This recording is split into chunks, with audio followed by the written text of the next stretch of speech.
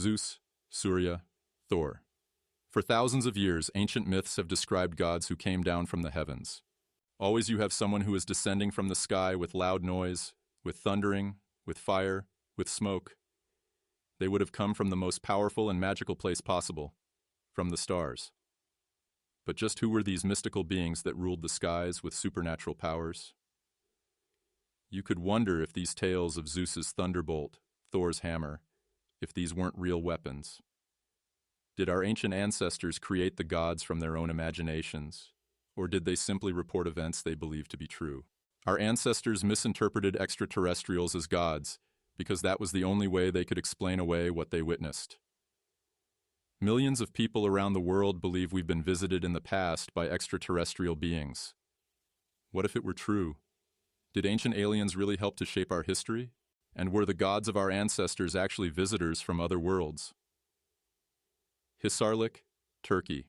For over 150 years, this small city has been the center of one of the greatest archaeological finds in modern history, the possible discovery of the legendary city of Troy. In 1868, amateur archaeologist Heinrich Schliemann set out to find what he believed was the city that served as the basis for the Trojan War, as described in one of the greatest pieces of classical literature. Homer's epic poem, The Iliad, written in the 8th century BC. Homer's Iliad tells the tale of a great war born of feuding and jealous gods. While most scholars believed the story of the Trojan War was a work of fiction, Schliemann was determined to prove the myth was a reality. By 1871, Schliemann's discoveries rocked the archaeological world. Armed with his copy of the Iliad, he decided he was going to find Troy. He went and just dug a big hole, and when he did, he discovered the real Troy. But if Homer's story of Troy was true, what would it say about other Greek stories and myths? Might those also be true? Did powerful gods and goddesses actually exist? And if so, where did they come from? Hellas, also known as Greece. Each day, thousands of tourists visit temples and monuments built to honor the gods of another age: the Acropolis, Delphi, the Parthenon, the Temple of Apollo. These ancient sites reflect a powerful reverence for beings that supposedly ruled the world thousands of years ago. When you look at many of the mythologies around the world, they have these stories of gods coming down from the sky. There's a beautiful description of the way that the gods move. Like when they kind of come down to the earth, you get the sense of them gliding down. But the way that they move is kind of beyond time. It just kind of happens. If the ancient Greeks invented the stories of gods as a primitive attempt to explain their universe, how can we account for similar deities found in widely different regions and cultures around the globe? Was it mere coincidence, or was there a common origin for these gods, who supposedly traveled to Earth from the skies?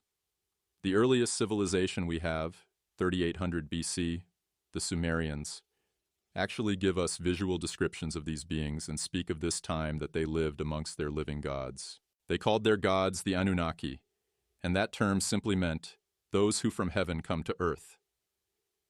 Mythology is chock full of these episodes of gods coming down to earth. I mean, because mythology is so interested in the relationship between gods and humans, there is necessarily going to be a lot of communication and communion between the two of them. In his book, Odyssey of the Gods, Erich von Däniken argues that the world's sacred books are full of descriptions not of gods, but of supernatural beings interacting with humans some thousands of years ago. When our forefathers were still primitive, some extraterrestrials descended to our planet. And because of misunderstanding, a lack of technology, our forefathers thought that these extraterrestrials must be some gods. Mount Olympus. Greece's highest mountain. According to ancient myths, this site was the home of the gods. It was here on Mount Olympus that Zeus sat on his throne and determined the fate of mortal man. Whenever we have references to Mount Olympus, it is described to be this magnificent palace on top of Mount Olympus, allegedly. And the temple walls were always gleaming of gold, or gleaming with silver, and a lot of little lights that they described as jewels. Well, if you look at that from a modern perspective, what if that place, Mount Olympus, wasn't necessarily atop a mountain, but it was in fact a spaceship? Because it is described how sometimes there was a big rumbling with Mount Olympus, and the entire top lifted off.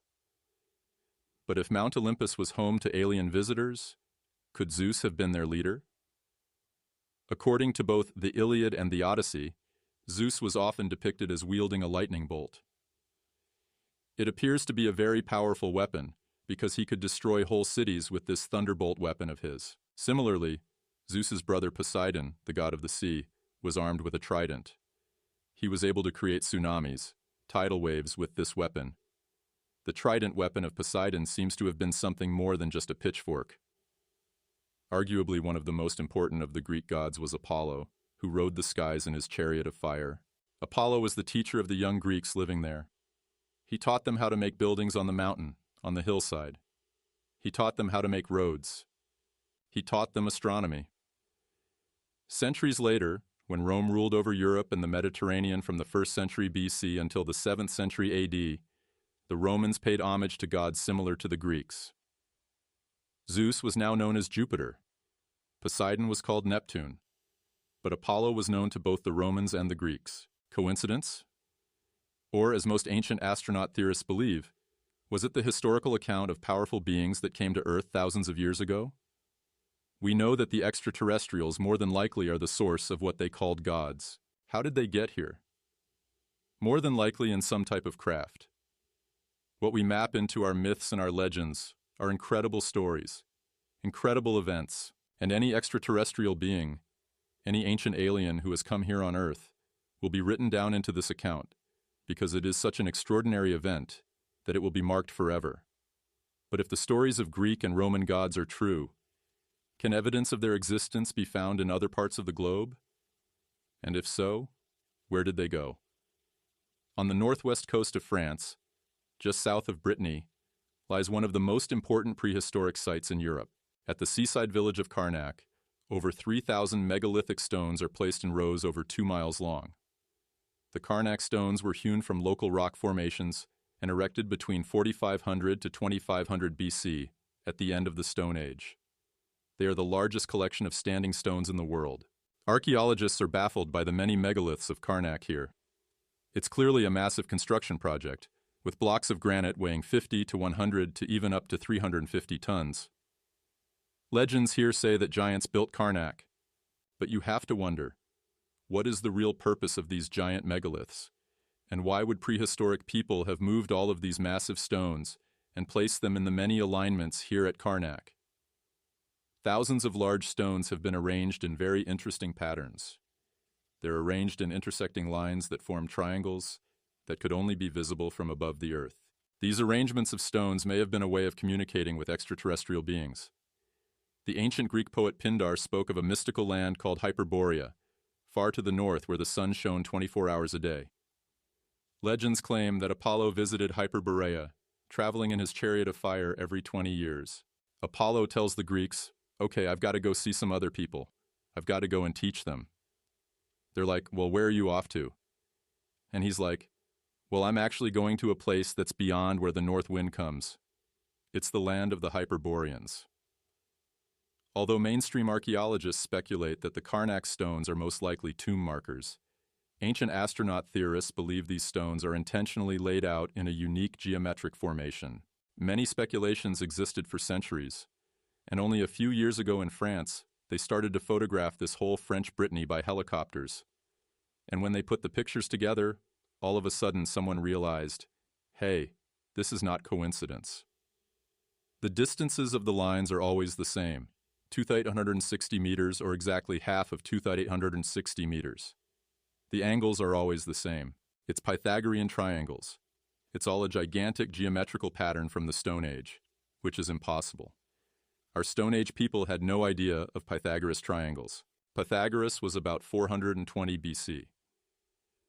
Even though the geometric arrangement of the Karnak stones predates the Pythagorean theorem by more than 2,000 years, one question remains. Why were the stones arranged in such a precise pattern? The Karnak stones are one of the few things on the planet that can actually be seen from space, and they are a perfect marker for any kind of aerial vehicle looking down on the Earth.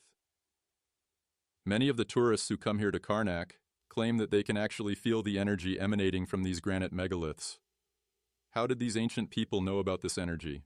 And is it possible that they were able to use this energy to even move and erect these giant stones? I am of the opinion that they were made on purpose. The extraterrestrials told our ancestors, do this and this. It's not the extraterrestrials who made the stone lines. It's the humans who made it, but by the order of the extraterrestrials.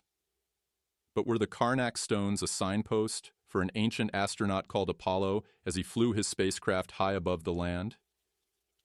If the Greek god Apollo was really some kind of ancient astronaut, it's possible that the stones here at Karnak were a directional finder pointing the way to the far north, to the Hyperborea of the ancient gods. Over 1,000 miles north of Karnak lies Scandinavia, home to an ancient people called the Norse.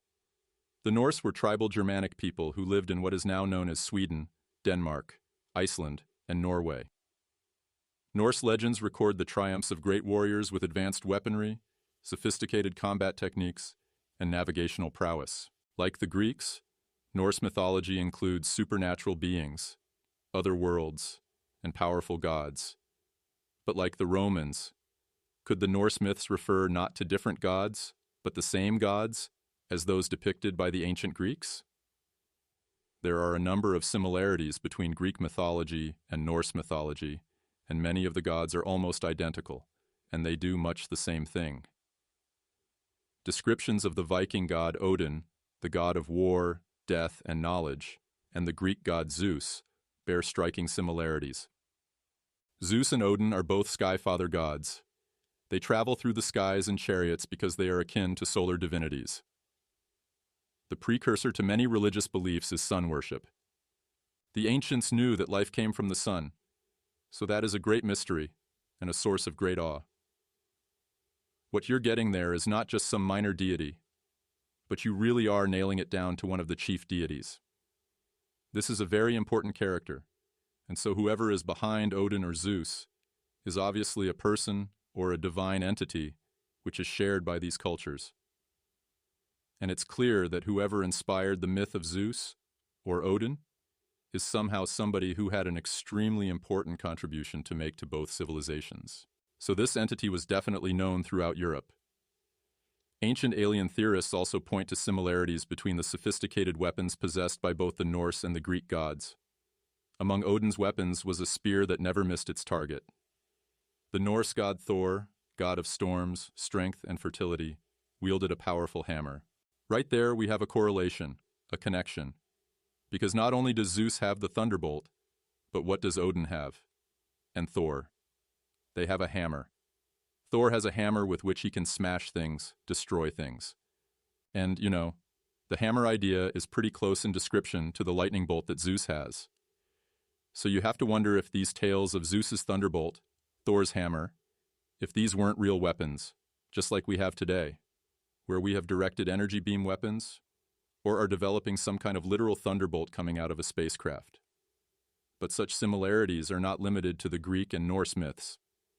In India, the ancient epic of the Mahabharata describes visitations from gods that possess the advanced technology of space travel. There you can read, some thousands of years ago, gigantic cities surrounded our planet. They used the word cities because they had no word for mother spaceship. And all of a sudden, out of these cities, smaller spacecraft came out. Of course, in ancient India, they had no word like spacecraft, so they called it Vimana. The ancient texts of the Hebrew Bible also describe a prophet who traveled the skies in a sophisticated machine. Who is Enoch? He was the seventh antediluvian prophet in the Old Testament, included in the Torah of the Jewish community. Enoch is only described with two phrases, that's all, and it says that the Lord took him away in a fiery chariot into the heaven. But technology was not the only characteristic these ancient deities had in common. According to legends, the gods enjoyed intimate relations with humans. But if aliens did choose human women as their sexual partners, what was their motivation? And just what was the outcome of these very close encounters? Ancient myths are full of stories of gods descending to Earth to mate with humans. According to many sources, including Norse mythology, Greek mythology, and even the Bible, we have the stories of the sons of God, or actual gods, from Mount Olympus, or Valhalla, and they're coming to Earth. They find the daughters of men attractive. When all these encounters happened, and when women slept with those gods, which can be found in multiple texts all around the planet, those women actually had sex with extraterrestrials, not with gods, because gods do not exist. According to Homer's Iliad, the citizens of Sparta were renowned for their heroic warriors and their beautiful women. Zeus, the Greek god of the sky, admired a human named Leda. One afternoon, while Leda walked alone in an orchard, Zeus changed into a swan, enveloped her in his powerful wings, and made love to her. Only later did Leda realize she had been impregnated by a god. When you look at Greek mythology and many of the mythologies around the world, they have these stories of gods coming down from the sky and having sexual intercourse with these humans, and, in a sense, creating a new breed of human. The offspring of these couplings were described by the ancients as demigods or half-gods. Experts suggest demigods were supernatural hybrid beings of human and alien origin. Ancient Greeks believed these beings were exceptional and destined to perform extraordinary feats. It is a tradition in many civilizations that there were certain human children who were somehow not human, but somehow had a connection to the stars, to realms beyond Earth. And this specialness seems to be there from birth, and it somehow seems to involve a DNA component, which maybe science needs to look at and needs to study. Some of the oldest accounts of gods and humans interbreeding can be found in ancient Hindu texts. In the ancient Sanskrit writings of India, we find this account. A queen named Kunti mated with a celestial being, an extraterrestrial, who was known as the sun god. The product of this mating was Karna, one of the heroes of the Indian epic, the Mahabharata. Perhaps the most famous demigod is the Greek hero Heracles, also known as the Roman Hercules. Heracles was half man, half god, conceived in the union of Zeus and a mortal woman named Alcmene. Mainstream scholars have often dismissed the tales of demigods as fantasy, but ancient astronaut theorists believe they reflect actual living entities.